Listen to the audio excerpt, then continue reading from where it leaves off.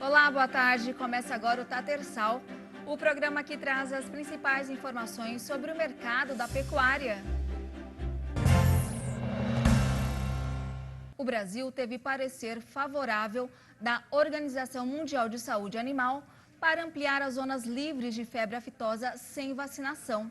Agora falta a avaliação em Assembleia Mundial da OIE, que será realizada em maio.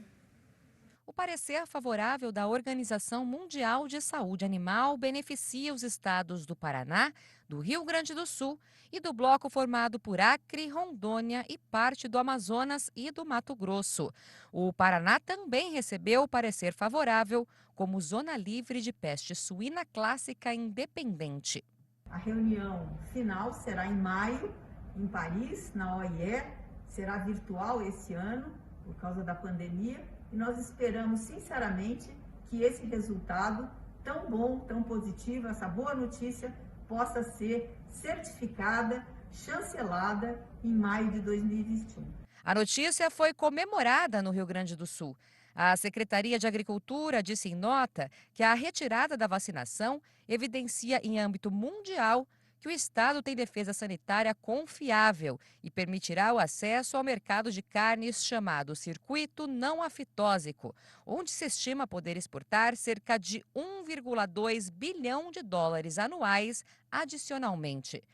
Outra vantagem é o preço pago ao produtor, que tende a aumentar entre 25% e 30% a partir da evolução de status sanitário.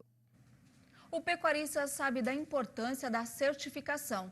O selo de produção reforça a qualidade e os cuidados sanitários durante o processo dentro e fora da porteira.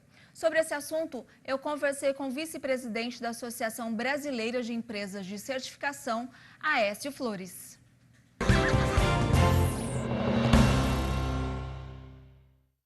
Ô Aécio, qual o balanço que você faz do trabalho de rastreabilidade do rebanho bovino brasileiro? O pecuarista tem feito a lição de casa? O pecuarista que entra no sistema Sisbov hoje faz a sua lição de casa, né?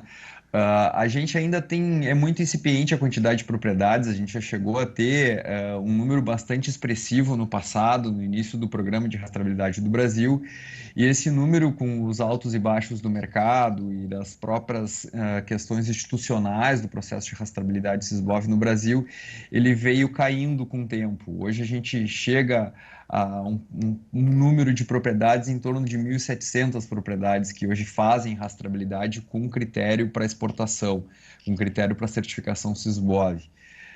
Esse número ele pode ser muito maior, então acredito que o pecuarista que está dentro do sistema hoje está fazendo o seu trabalho bem feito, está cumprindo com as normas e está querendo ganhar mais com isso, está querendo valorizar mais o seu produto. Então, a certificação, como qualquer agregador de valor a um produto, ele é muito importante e fundamental para a conquista de grandes mercados, no caso, e mercados compradores de maior valor. Então, o pecuarista está muito ciente disso. Esse caminho que a gente fez com a rastreabilidade nesses 20 anos que ela já existe no Brasil, ele vem de um processo bastante árduo, uma batalha bastante forte, uma adaptação do pecuarista às regras que vieram se adaptando nesse período, mas a gente acredita que o pecuarista faz a sua parte e, na verdade, ele queria ter mais ganho com isso, até para a gente conseguir ter mais gente fazendo rastreabilidade, que é um produto tão importante para a nação, como pensando em país, e principalmente para a obtenção de mercados com segurança de compra. Verdade. Aécio, como é feito o trabalho de certificação da porteira até o supermercado? Hoje, desculpa, eu não peguei o teu nome para conseguir falar contigo.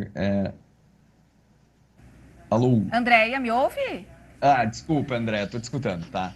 Andréia, hoje a rastreabilidade, ela dá para dizer que internamente no país ela é muito pouco utilizada, porque a gente faz um processo de certificação para exportação para a União Europeia, que é o principal mercado, que é a vitrine dos mercados exportadores do mundo, né? Hoje a União Europeia tem um maior standard de qualidade, então se a gente vende para a União Europeia, a gente vende para qualquer lugar. Então, a grande questão é que ainda é incipiente o uso da rastreabilidade no mercado interno. Por exemplo, a gente está passando por uma pandemia e vamos dizer que a gente está no mundo pandêmico, como eu já venho falando algumas vezes. E mais do que nunca a rastreabilidade seria a forma e a certificação do produto, a forma como garantir segurança no alimento, não só para quem compra a carne do Brasil, mas principalmente para nós brasileiros que estamos indo no supermercado fazer as compras. E isso ainda é muito pouco utilizado. A rastreabilidade ela não tem ainda um apelo muito forte para o mercado interno, ou seja, o produtor brasileiro, o consumidor brasileiro, ele não está exigindo a rastreabilidade como ele poderia exigir, eu acho que como deveria exigir pela própria questão sanitária que a gente enfrenta no mundo inteiro. Então, a gente acredita ainda que a gente está engatinhando, por mais que tenhamos o maior sistema de rastreabilidade do mundo hoje, com milhares de cabeças de animais rastreadas e enviadas para o abate, internamente no país a gente não usa isso para o consumo interno, e que deveria, né, porque é uma questão de segurança alimentar. Durante a pandemia, o controle sanitário dentro dos frigoríficos ficou mais rigoroso, Aécio? Ficou mais rigoroso. Ele não deixou de ser rigoroso nunca, mas ele se torna mais rigoroso pela questão que a gente está passando por um momento onde tu na tua casa tu tá tendo hábitos mais rigorosos de higiene, né? Tu no teu dia a dia tu tá tendo hábitos mais rigorosos de higiene e com frigorífico não podia ser diferente, qualquer indústria não podia ser diferente, né? Então o controle ele tá maior ainda do que já existia, porque como eu disse antes, a gente está passando por uma situação atípica do mundo inteiro com a questão da pandemia. É verdade. Além das regras sanitárias, os mercados também estão atentos à sustentabilidade. Como essas informações de produção e conservação ambiental estão chegando aos consumidores? Hoje isso ainda não é nenhuma, não existe uma exigência clara, existe claro uma sinalização que está sendo notado isso no mundo inteiro, principalmente com a política que a gente tem no país de desmatamento, que se tornou notícia no mundo inteiro, essa questão do desmatamento no Brasil. Mas a gente já está acompanhando notícias que os mercados compradores do Brasil estão começando a mudar esse ponto de vista e vão começar a exigir isso da gente. Vão começar a exigir informações de desmatamento, informações mais claras sobre a questão ambiental no processo da compra dos produtos brasileiros. E isso nós da associação já estamos prontos para atender essa demanda. A gente só está esperando ela daí, eu falo pelo nome das empresas de rastreabilidade e certificação no Brasil, porque isso é uma demanda que a gente já controla e já tem esse item dentro do nosso checklist. Porém, a gente não coloca isso para fora porque não existe uma exigência formal desse processo. Mas a gente acompanhando o movimento, principalmente na União Europeia, com a saída da Inglaterra do BRICS, eles vão trazer algumas exigências a mais, acredito, para a questão da compra do produto, principalmente da proteína animal. E em cima disso, essas exigências vão acabar caindo sobre o produtor e sobre toda a cadeia, não há dúvida disso. E já em relação à participação do Brasil na cota Hilton? A cota Hilton é uma cota bem interessante, é um valor a mais, é um ganho que o Brasil tem, né? Apesar de a gente representar só 15% dos 100% da cota Hilton no mundo, a maior fatia fica com um país tipo como a Argentina, né, que tem 40% desse mercado. A gente vinha tentando cumprir um pouco da cota Hilton, que é uma questão de controle do nascimento até o abate do animal, né? Só que desde o ano passado, a gente, no período, porque a cota Hilton, para entender, ela vai de junho a julho, ela pega o ano quebrado, né? Então, no período de junho a junho de 2019 para 2020, a gente não conseguiu atingir metade da cota Hilton, né? Que é uma cota com excelência de preço, vamos dizer assim, por causa dos benefícios fiscais. E esse ano a gente está no mesmo caminho. Então, é uma questão de planejamento da cadeia como um todo para aumentar a nossa fatia propriamente da cota Hilton e principalmente usar esse benefício e fazer ele chegar até o produtor final. Acho que isso é o grande desafio também da cota Hilton nesse processo. Mas é uma pena que a gente não consiga hoje, 2019, 2020, a gente não chegou à metade da nossa cota, vamos dizer assim, de exportação dentro da Hilton e a gente segue na mesma batida para esse biênio 2020, 2021, acredito. Né? Apesar dos dados não serem apresentados claramente pela SECEX ainda, né? A gente só tem informação do biênio 2019-2020, mas a gente está caminhando ainda a passos lentos para atender essa demanda. E paralelo à cota Hilton, a gente tem aí a intenção de pegar a 481 também, que é uma classificação bastante interessante, porque é um protocolo comercial, e a gente está batalhando para o Brasil também se enquadrar nisso, para a gente valorizar mais e entregar mais valor dentro da cadeia da pecuária brasileira. Oécio, em relação à política internacional, o governo brasileiro é quem em estreito contato com os mercados parceiros. Como tem sido o papel do Estado em abrir fronteiras comerciais? O Ministério da Agricultura está se mostrando muito ativo nesse processo.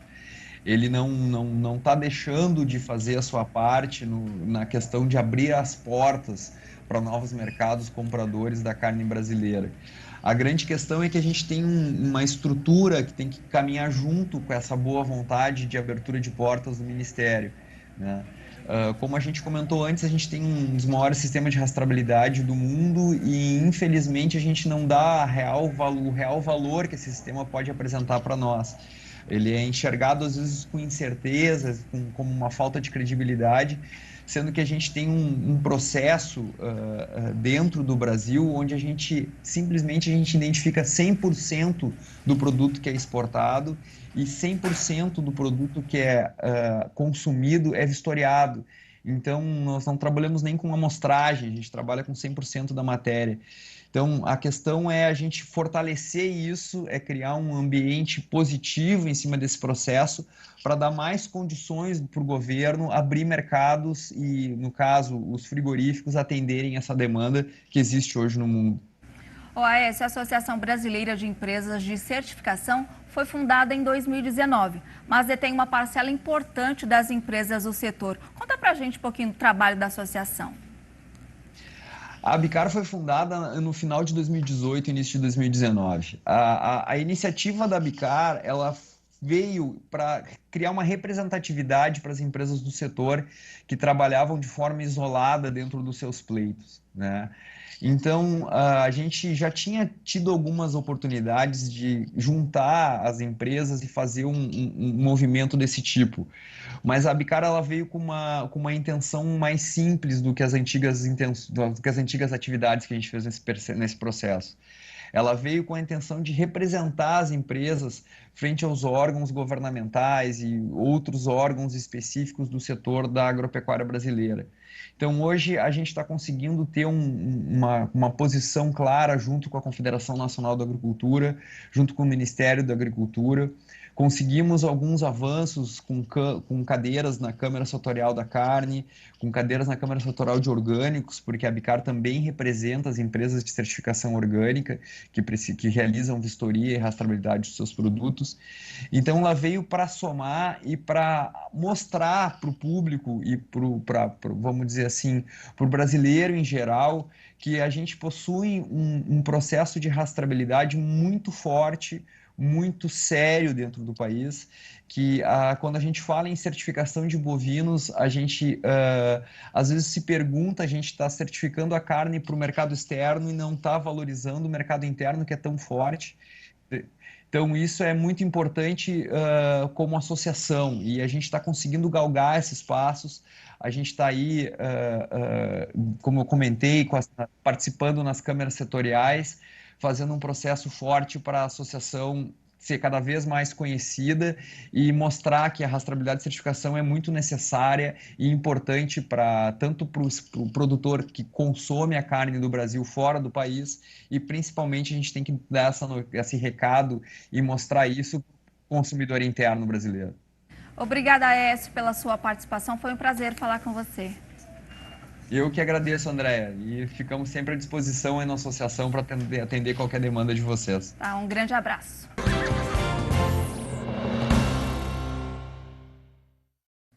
Se você quer assistir ou rever as reportagens e entrevistas exibidas aqui no Tatersal, é só acessar a nossa página tvterraviva.com.br. E o Tatersal de hoje fica por aqui. Uma ótima tarde para você e até mais.